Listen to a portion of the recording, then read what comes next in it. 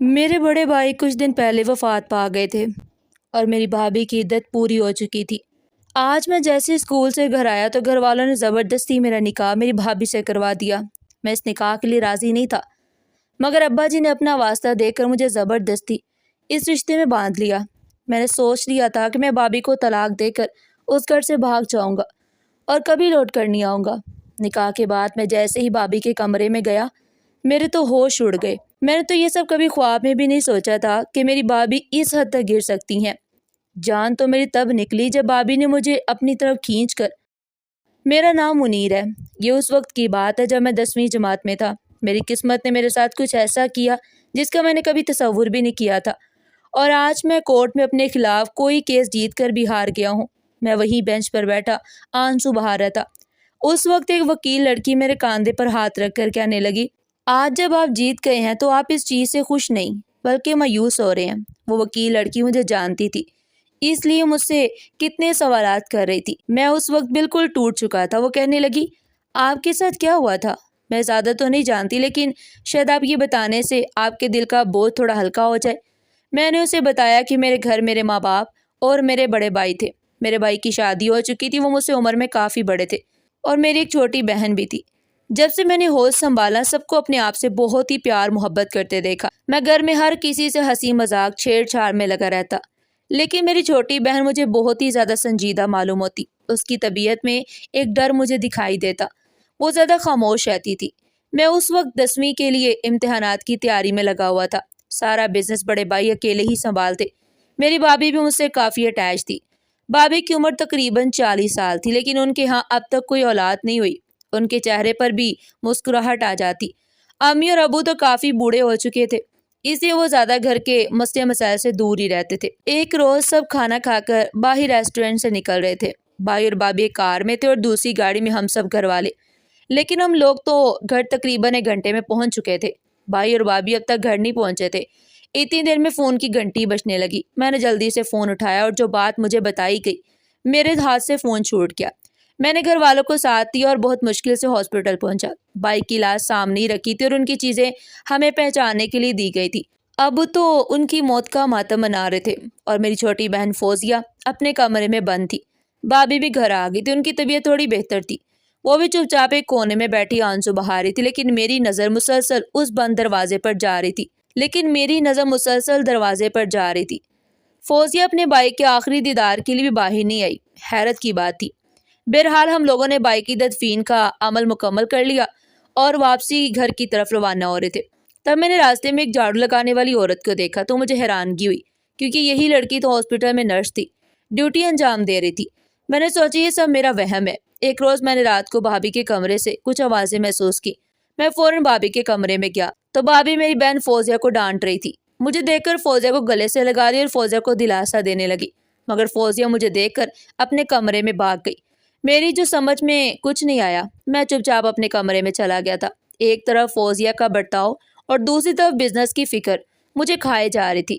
کچھ دن ایسے ہی گزر گئے۔ بھابھی کی عدت پوری ہو چکی تھی۔ تبھی آج میں اسکول سے جیسے ہی گھر لوٹا، میرے اوپر تو آسمان ٹوٹ پڑا جب میں نے وہاں کا منظر دیکھا۔ بھابھی دلہن بنی گھر کے لاؤنج میں بیٹھی تھی اور خاندان کے کچھ لوگ بھی اس وقت ہمارے گھر میں موجود تھے۔ امی اور ابو کے چہرے سے تو پریشانی صاف دکھائی دے رہی تھی، مگر کیا ہو رہا تھا میری کچھ سمجھ میں نہیں آ رہا تھا۔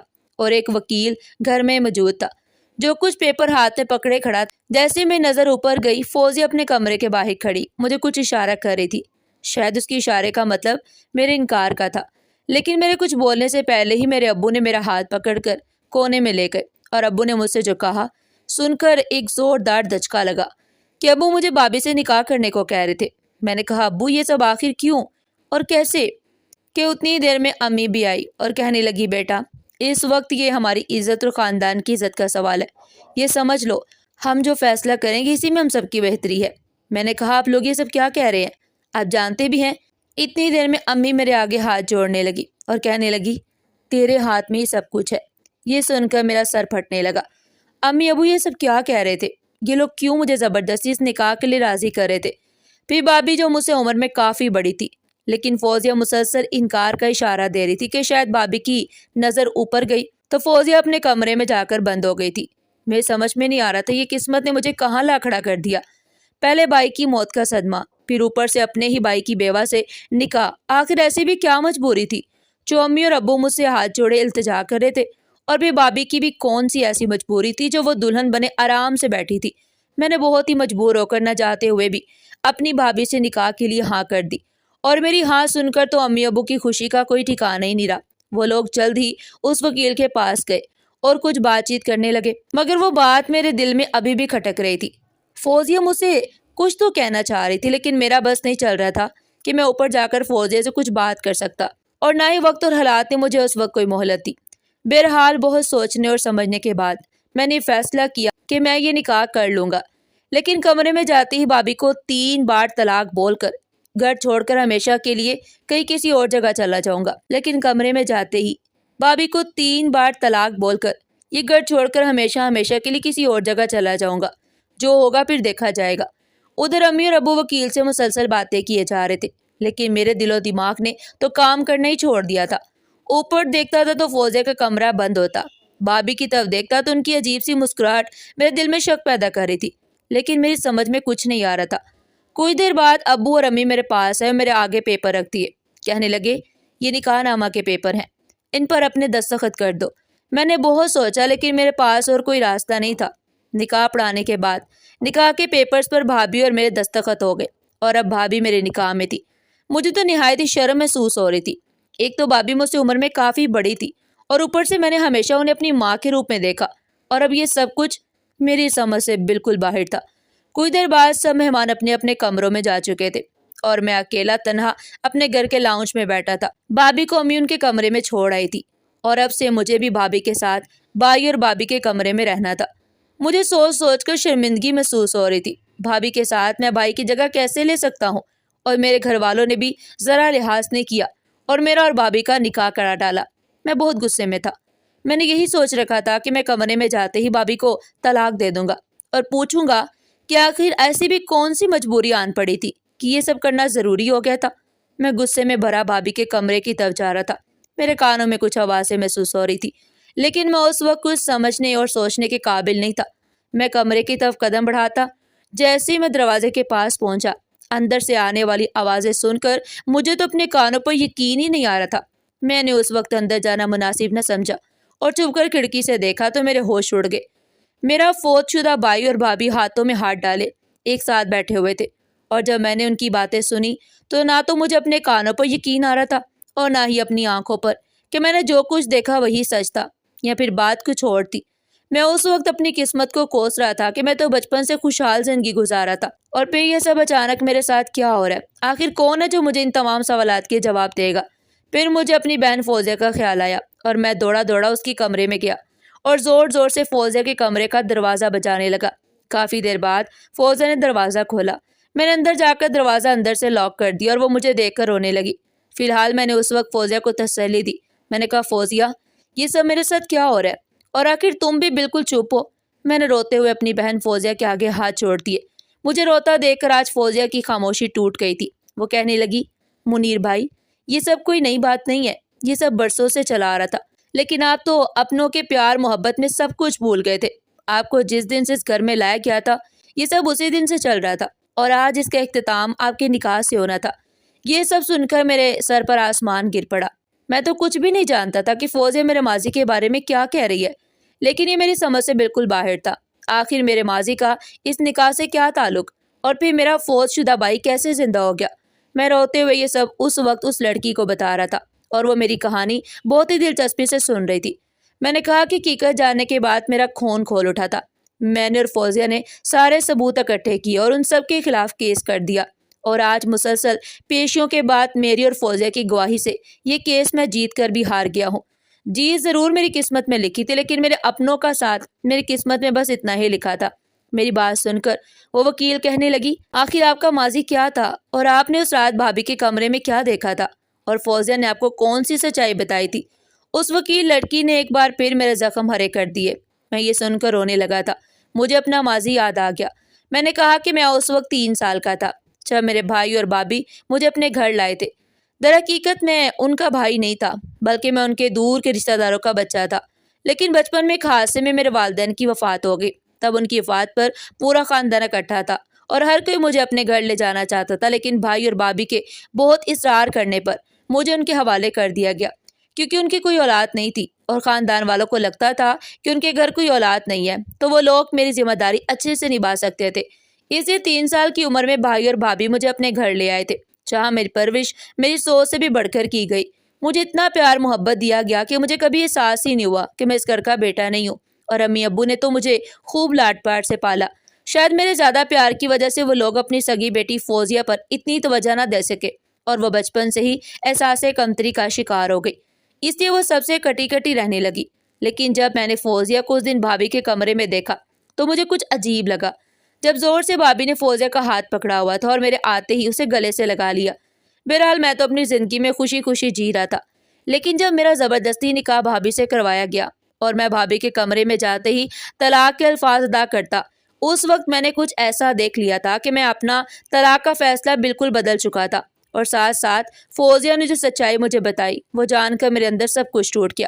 میں جیتے جی مر چکا تھا، اور ہم دونوں ثبوت اکٹھا کرنے کے لیے اس روڈ کی طرف نکل پڑے جہاں وہی نرس لڑکی جھاڑو لگایا کرتی تھی جسے میں نے اس دن ہاسپٹل میں نرس کے لباس میں دیکھا۔ وہ ہمیں دیکھ کر بھاگنے لگی، لیکن جیسے ہی ہم نے اسے تھوڑے پیسوں کی لالچ دی وہ ساری سچائی اگلنے لگی۔ میں تو سر پکڑ کر وہیں بیٹھ گیا۔ تب فوزیہ نے گھر والوں کی گرفتاری کروانے میں میرا پورا ساتھ دیا۔ پولیس نے فوزیہ کی گواہی سے گھر والوں کو گرفتار کیا، کیونکہ وہ بچپن سے لے کر آج تک سب کوئی دیکھتی آئی تھی۔ فوزیہ سازش کا جیتا جاگتا ثبوت بنی، اور بھائی اور بھابھی کو قانون کی طرف سے سزا ہو گئی۔ میری بات سن کر وہ وکیل حیرانگی سے میری طرف دیکھنے لگی۔ وہ کہنے لگی، تو کیا آپ کے بھائی زندہ تھے؟ لیکن وہ ہاسا اور میت، یہ سن کر میں دبے دبے لہجے میں مسکرانے لگا اور کہا، آپ نہیں جانتی بھابھی اور بھائی اور ان کے والدین میرے ساتھ کیا کھیل کھیل رہے تھے۔ وہ کہنے لگی، بچپن سے لے کر جوانی تک آپ کی پرورش میں کوئی کمی نہیں رکھی گئی تھی، پھر کیسے وہ لوگ آپ کے ساتھ یہ کھیل کھیل گئے؟ اچانک فوزیہ بھی اسی وقت مجھے ڈھونڈتے ہوئے میرے پاس آ گئی۔ میں نے فوزیہ سے اپنے گھر والوں کی خیریت پوچھی تو فوزیہ کہنے لگی، حیرت ہے منیر بھائی، آپ نے کورٹ سے ان کے خلاف کیس جیت کر بھی انہیں معاف کر دیا، جبکہ بھائی اور بھابھی اس سازش میں برابر کے شریک تھے، اور اگر وہ اپنی سازش میں کامیاب ہو جاتے تو آج اب اس دنیا میں نہ ہوتے۔ یہ سن کر میں مسکرانے لگا۔ میں نے کہا، فوزیہ، جو بھی ہوا آخر وہ ہیں تو میرے ہی ماں باپ، انہوں نے جو کچھ کیا وہ اس پر بہت شرمندہ ہیں، اور میرے لیے یہی کافی ہے۔ ہاں، میرا بس نہیں چلا، ورنہ میں تو بھائی اور بھابھی کو بھی معاف کر دیتا، لیکن انسانیت نے مجھے ایسا کرنے سے روک دیا۔ فوزیہ کہنے لگی، بچپن سے لے کر آج تک جو کچھ بھی ہوا بھائی اور بھابھی ہی آپ کے اصل گناہ گار ہیں، لیکن یہ تو آپ کا بڑپن تھا کہ سب کچھ جان کر بھی آپ نے کبھی بھائی اور بھابھی سے کوئی سوال نہیں کیا۔ حیرت ہے منیر بھائی، وہ وکیل لڑکی کہنے لگی، آخر تم لوگ مجھے بتاتے کیوں نہیں ہو کہ اس رات تم نے بھائی اور بھابھی کے کمرے میں کیا دیکھا تھا، اور سب جانتے ہوئے بھی اتنے سال کیوں چپ رہے؟ فوزیہ کہنے لگی، آگے کی تفصیل میں بتاتی ہوں۔ فوزیہ کہنے لگی کہ میں بچپن سے چپ اس لیے رہتی تھی کہ مجھے منیر بھائی سے جلن تھی۔ میں جانتی تھی وہ ہمارے سگے بھائی نہیں ہے۔ سگی بیٹی ہونے کے باوجود امی اور ابو بھائی اور بھابھی کی ساری توجہ منیر بھائی کی طرف تھی، لیکن جب میں نے سچائی کو پرکھا تو میرے ہوش ہی اڑ گئے کہ میرے گھر والے اتنے گرے ہوئے ہو سکتے ہیں۔ جس رات بھابھی سے منیر بھائی کا نکاح ہوا تھا، اس رات منیر بھائی غصے میں طلاق دینے کے لیے بھابھی کے کمرے کی طرف جا رہے تھے۔ تب منیر بھائی نے ایک جانی پہچانی سی آواز سنی جو بھابھی کے کمرے سے آ رہی تھی، اور پھر انہیں لگا کہ اندر کوئی موجود ہے جو بھابھی سے باتیں کر رہا ہے۔ تب منیر بھائی نے کھڑکی سے چھپ کر دیکھا تو ان پر تو قیامت ہی ٹوٹ پڑی۔ اندر بھابھی کے ساتھ بیٹھا ہوا انسان اور کوئی نہیں بلکہ بڑے بھائی تھے، وہی بھائی جو کچھ مہینے پہلے وفات پا گئے تھے، اور گھر والوں پر اتنا بڑا غم آ گیا تھا۔ وہ وکیل لڑکی کہنے لگی، لیکن بھائی زندہ کیسے ہو گئے؟ فوزیہ کہنے لگی، وہ سب ایک ناٹک تھا اور بنا بنایا پلان تھا۔ خاندان والوں اور منیر بھائی کی آنکھوں میں دور جھونکی گئی۔ گھر والوں کی کیسی میت دکھائی گئی جو پوری طرح جل کر خاک ہو گئی تھی، اور اس کی شناخت کرنا مشکل تھا۔ ہسپتال والوں کو بھی پیسے کھلائے گئے تھے، اور پھر اوپر سے بھابھی نے رونے پیٹنے کا ڈرامہ کیا اور منیر بھائی کا دل بالکل موم کر دیا۔ اور اس دن منیر بھائی نے دیکھا کہ بھابھی اور بھائی دونوں ایک ساتھ بیٹھے ہوئے تھے۔ ایک بندوق بڑے بھائی کے ہاتھ میں تھی، اور ان کا پلان یہ تھا کہ کمرے میں آتے ہی منیر بھائی کو مار دیا جائے گا، اور سب کی نظروں میں یہ دکھایا جائے گا کہ منیر اس شادی سے خوش نہیں تھا، اس لیے اس نے خودکشی کر لی، اپنی جان لے لی۔ بھابھی اور بھائی ہنس رہے تھے اور کہہ رہے تھے، ہمارا منیر کو گھر لانے کا سالوں پرانا مقصد آج پورا ہو جائے گا۔ لیکن منیر بھائی کو یقین نہیں آ رہا تھا۔